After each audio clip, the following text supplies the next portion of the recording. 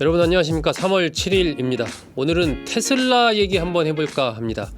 여러분 잘 아시다시피 세계적인 전기차 업체죠. 트럼프 대통령의 최측근이 된 일론 머스크가 이끄는 그런 회사입니다. 지난해 엔비디아와 함께 우리 서학개미 투자하는 분들이 가장 또 많이 관심 갖고 투자를 했던 그런 업체이기도 하죠. 문제는 이 테슬라 주가가 올 들어서 급격한 하향 곡선을 그리고 있다는 겁니다.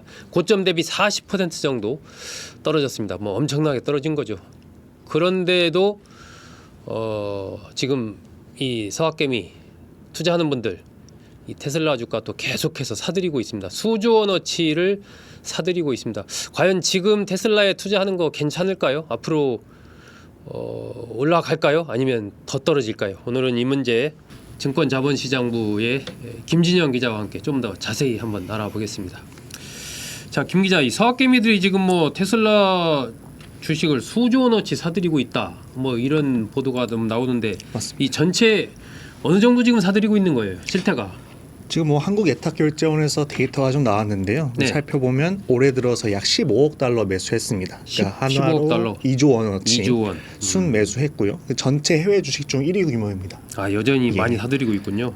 심지어 재밌는 거는 2위도 테슬라입니다. 그러니까 어허. 테슬라의 주가 하루 수익률을 2배로 추종하는 ETF가 있는데요. 이 TSLL이라고 부르는 ETF가 있는데 이것도 이제 12억 달러치를 사들였습니다. 이처럼 무섭게 사들인 결과 지난 5일 기준 보면은 국내 투자자들이 보유하고 있는 테슬라 주식이 약 175억 달러. 한화로 약 25조 원에 달합니다. 와, 엄청나군요. 예. 그러니까 국내 투자자들이 갖고 있는 전 세계 대상 주식 중에서 가장 많이 갖고 있는 게 테슬라라고 보시면 되고요. 네. 2위가 엔비디아, 3위 애플 이렇게 쭉쭉쭉 우리가 잘 알고 있는 유명한 빅테크들이 나열이 되어 있는데 네. 1위와 격차가 상당합니다. 2위인 엔비디아를 105억 달러 매수했는데 이제 테슬라랑 거의 10조 원 차이가 나니까 문제는 이제 개미들이 이토록 사랑하고 있는 테슬라 주가가 올해 들어 이제 34% 하락 중이거든요. 그러면 어쨌든 엄청나게 사랑하면서 많이 사들이고 보유량도 25조 원이면 사실 엄청난 금액인데, 그러면은 이 갖고 있는 지금 투자자들로서는 상당히 지금 손해를 보고 있는 상황 아니에요? 예, 그렇게 볼 수 있습니다. 일단 주식이란 게 팔아야 손실로 인식이 되는 거니까 투자자들이 일단 주가가 떨어져도 보유하고 있는 주식 보유량을 늘리면서 이제 물타기로 버티고 있는 느낌이긴 한데요. 네. 일단 평가 손익이 대부분 마이너스일 거로 생각이 되고요. 특히 아까 말씀드린 그 테슬라 주식을 2배 추종하는 ETF 같은 경우는 오를 때도 2배로 남들보다 이득이지만 떨어질 때도 손실이 남들보다 2배가 되기 때문에 아마 지금 트럼프가 당선 이후 주가가 거의 최고점 대비 40% 떨어졌으니까 고점에 만약 물리셨다는 투자자가 계시다면 아마 80% 마이너스가 지금 되고 있는 상태고 포트폴리오 아마 상당한 타격이 있지 않을까 그런 생각이 듭니다. 그렇군요. 보통의 경우에 주식이라면 이 정도 마이너스 보면 바로 그냥 손절 했는데 지금 그럼에도 어쨌든 이 아까 말씀하신 대로 25조 원 이렇게 가지고 있고 오히려 지금 사들이고 있다. 이 손절을 하지 못하고 계속 이 갖고 있는 또 사들이는 이유 어떻게 봐야 됩니까? 저도 개인적으로 투자를 하지만 손절 버튼으로 손이 잘 안 가는 경향이 있긴 합니다. 네. 기본적으로 자기가 투자에 실패했다는 거 인정하기 좀 어려운 느낌이 좀 있는 것 같고 네. 또 기본적으로 일단 미국 증시가 장기적으로는 우상향할 거라는 그런 믿음이 좀 기저에 깔려 있는 것 같습니다. 예. 실제로 올해 개인 투자자들의 국내 ETF 순매수 1위 상위 5개를 살펴보면 네. 나스닥, S&P 500 같은 미국 지수 추종을 하는 ETF들이 지금 다 상위권을 차지하고 있거든요. 네. 물론 이 ETF들 역시 연초 대비 수익률이 지금 마이너스 2%에서 5%로 좀 떨어지고 있기 때문에 포트폴리오를 방어하는 데 그 큰 도움이 되지 않겠지만 네. 기본적으로 이 외에도 머스크라는 사람이 가지고 있는 어떤 미래에 대한 비전 이런 것들 좀 많이 보여줬고 또 이제 세계 최강대국 미국의 대통령 네. 트럼프라는 사람을 이제 자신의 우군으로 두고 있기 때문에 이런 걸 호재로 인식한 부분이 있는 것 같습니다. 이게 지금 보면은 머스크가 기업인 출신인데도 불구하고 이 정보효율부 수장을 맡고 있는데 이게 지금 연방 정부의 인사권을 쥐고 흔드는 직위에 있는 거거든요. 네. 근데 이제 문제는 이 테슬라 주가가 미국 대선 당일인 지난해 11월 5일 수준까지 떨어진 상태입니다. 그러니까 트럼프가 당선되면서 머스크가 같이 누릴 반사이익 같은 걸 선반영해서 주가가 이제 고점을 찍었던 건데 트럼프가 당선이 결정된 날 그 날에 있었던 주가까지 지금 떨어진 거니까 사실 그때 누렸던 선반영들 이미 다 토해낸 것이고 아하. 이제는 주가가 이제 반등하기 위해서는 새로운 재료가 필요한 시점이다 이렇게 말씀드릴 수 있을 것 같습니다. 아 그렇군요. 어쨌든 미국 증시에 대한 기대감 또 머스크라는 인물에 대한 신뢰 이런 것 등등 때문에 그나마 좀 갖고 있는데 너무 많이 떨어졌다. 그런데 지금 머스크가 뭐 말씀하신 대로 정부 효율부의 수장도 맡고 있고 트럼프 대통령의 거의 최측근으로 지금 뭐 권력을 막 휘두르고 있는 다른 나라 외교에 대해서도 내정에 대해서도 이런저런 얘기를 할 정도로 그런데 주가는 계속 떨어진다. 그거 어떻게 봐야 돼요? 일단 뭐 주가가 떨어진다는 뭐 여러 요인이 있겠습니다만은 일단 전 세계적으로 일단 전기차 수요 둔화가 좀 이제 확인이 되고 있습니다. 아 수요 둔화. 이게 좀 실적을 보면은 테슬라의 지난해 1월, 그러니까 올해 1월 유럽 네. 판매량이 전년 동기 대비 45% 급감했다는 뉴스가 있었는데 또 얼마 안 있어서 2월에 독일에서 테슬라 판매량이 76% 줄었습니다. 많이 들었군요. 또 이제 뭐 테슬라가 유럽도 팔지만 중국에도 파는데요. 네. 중국에서 지난달 테슬라 공장 출하량이 전년 동기 대비 49% 급감. 그러니까 이제 반토막이 난 거죠, 출하량이. 네. 이게 이제 2022년 8월 이후 최저치라고 합니다. 이게 원래 글로벌 전기차 이런 구도를 보면은 중국의 비아디랑 테슬라가 이제 1위 자리를 두고 각축을 벌이는 앞서거니 뒤서거니 하면서 이런 라이벌 구도가 형성이 돼 있었는데 지난 1월에 최신 조사를 보면은 전기차 판매 1위를 비아디가 먹고 아하. 2위 자리도 중국의 지리그룹에게 테슬라가 뺏기는 2위에서도 밀렸군요. 예, 그런 조사 결과가 나와갖고 이게 문제는 이런 실적이 악화되고 있는데 더 중요한 거는 아까 말씀드렸던 머스크의 우군인 트럼프가 지금 전 세계 대상으로 전방위적인 관세 전쟁을 벌이고 있는데 이게 테슬라 역시 사정권에 들어가거든요. 일단 오늘 뭐 나온 뉴스로는 트럼프가 뭐 캐나다, 멕시코의 관세를 뭐 4월 1일까지 유예하기로 나오긴 했습니다만은 기본적으로 테슬라도 캐나다, 멕시코에 부품 공장이 있고 또 중국에는 이제 테슬라가 갖고 있는 해외 공장 중에 최대 규모인 상하이 기가팩토리가 중국에 있거든요.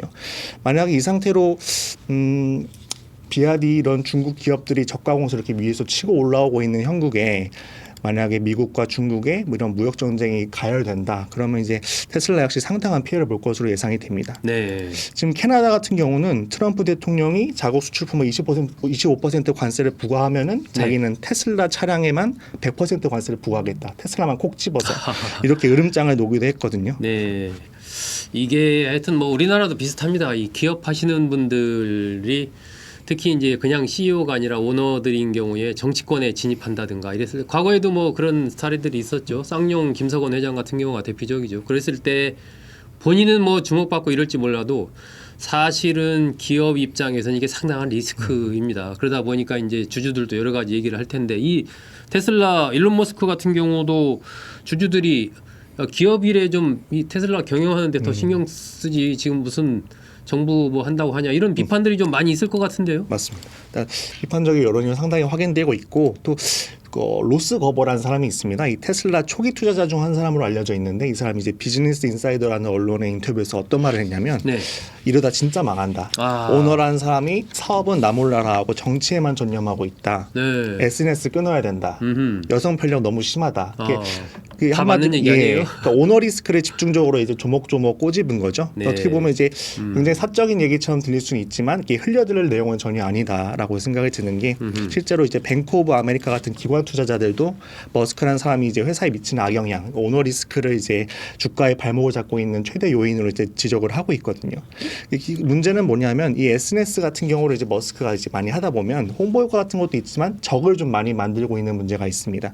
이게 아까 영국에서도 그렇고 독일에서도 그렇고 중국에서도 그렇고 이제 출하량이 계속 감소하고 있는 이제 통계가 확인되고 있는데 다 머스크랑 좀 국가 수장들이 사이가 안 좋은 나라들이거든요. 영국 같은 경우도 총리랑 SNS로 설전을 되게 많이 벌였었고 또 독일 최근에 총선을 치른 독일 같은 경우에는 이제 극우 대한당을 이제 공개적으로 지지하면서 칼럼도 쓰고 그러면서 이제 유럽 주류 정치권들이랑 이렇게 반목을 하다 보니까 그런 문제가 있고 또 이제 정치적으로 이렇게 반목을 하게 되면 그 나라 국민들의 머스크에 대한 어떤 인식 이미지도 이제 안 좋아지기 때문에 판매량도 그래서 또 떨어지고 있고 또 최근에는 뭐 독일이랑 미국 이런 데서 테슬라 차량 방화 사고도 잇따라 좀 확인이 되고 있습니다.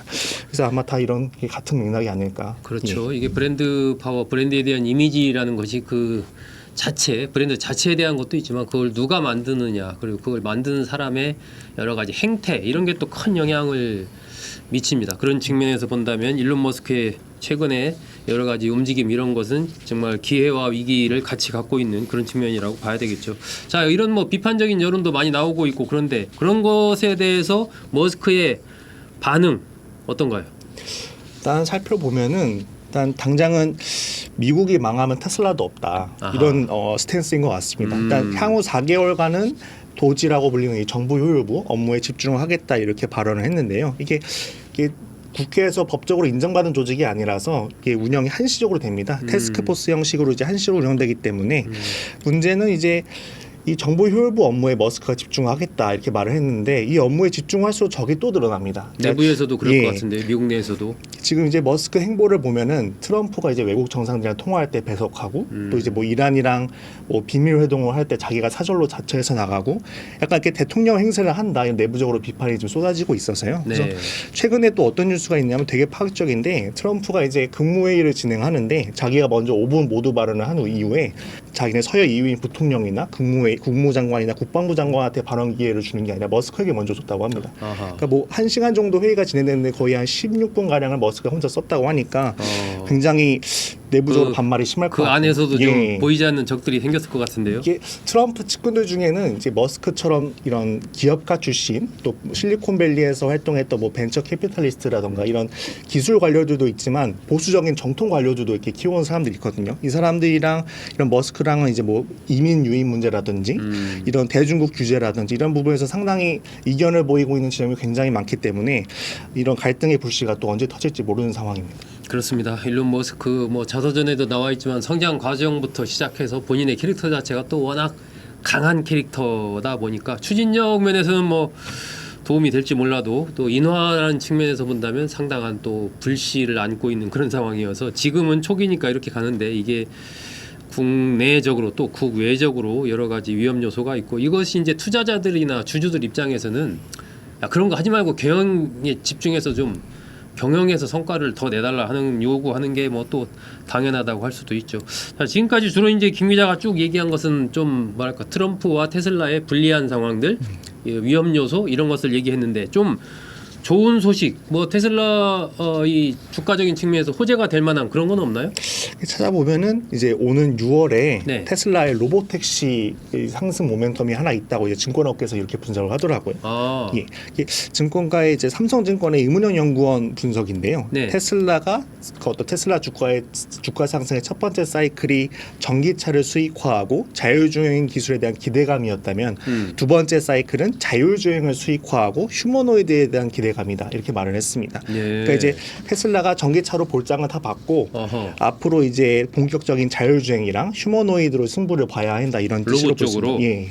이게 지금 미국에서 이 자율주행으로 두고 이제 굉장한 그 빅테크들이 거의 출혈 경쟁을 하다시피 하고 있는데요. 이제 구글의 웨이모 같은 경우도 있고 이미 웨이모는 이미 지난해 이제 캘리포니아 일부 지역에서 이미 무인 택시 영업을 이제 하고 있는 상황이고 네. 또 아마존을 등에 업은 죽스라는 기업도 있습니다. 네. 이게 공격적으로 굉장히 투자를 하고 있고 또 예전에 이제 제너럴 모터스라고 이제 GM이 크루즈라는 사업체를 인수를 해서 이쪽 시장에 뛰어들었는데 워낙 이 빅테크들의 경쟁이 치열하다 보니까 이제 백기 들고 이미 떨어져 나간 상태입니다.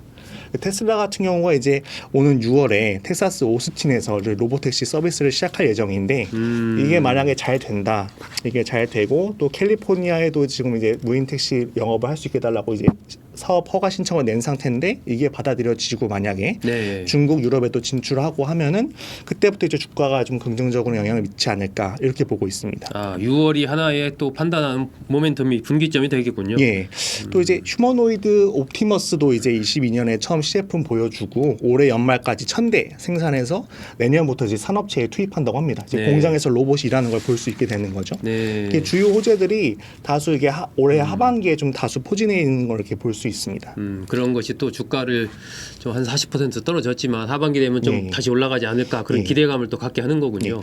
이렇게 좀 실질적인 문제, 펀더멘탈적인 얘기들도 있고 또 무엇보다 중요한 점은 이제 우리가 테슬라 주가를 살 때 이런 생각을 할 수 있습니다. 단순히 전기차만 보고 투자하는 게 아니다. 그러니까 기본적으로 이 트럼프란 사람이 머스크에게 보내주고 있는 이 두터운 신임이 계속까지 최근까지도 확인이 되고 있고 네. 또 머스크가 운영하는 사업체 중에는 진짜 이름만 들었을 때 진짜 뭐 SF 영화에 나올 것 같은 그런 상장만 하면 진짜 시총 상위권 바로 뚫을 것 같은 그런 기업들이 굉장히 많거든요. 네. 뭐 스페이스X라던가 뭐 XAI라던가 뉴럴링크 이런 진짜 SF 영화에 나올 것 같은 기술들을 이제 사업체를 가지고 있기 때문에 그런 거에 대한 좀 기대감도 있고 또 최근에는 이제 머스크가 보이고 있는 행보에 어떤 게 있냐면 그록 AI라는 이런 챗봇 그 모델을 무료로 배포를 했습니다. 그록 이게, AI. 예, 이게 AI 챗봇 시장을 장악하겠다 이렇게 지금 승부수를 던진 것이고 또 최근 언론에서는 로보택시도 무료 배급할 가능성이 있다. 이렇게 네. 문을 좀 열어놨습니다. 가능성의 문을. 그래서 이제 이 머스크라는 개인이 가진 어떤 리스크가 이제 어디로 튈지 모르는 이런 위험 요소가 주가에 이제 악영향을 미치고 있지만 일단 기본적으로 머스크라는 사람이 추진하고 있는 이런 사업체들, 뭐 AI라던가 자율주행, 휴머노이드 이런 거 보면 미래 먹거리 산업의 최전선에 있다. 이런 인물인 것만은 이제 분명하다고 말할 수 있겠습니다.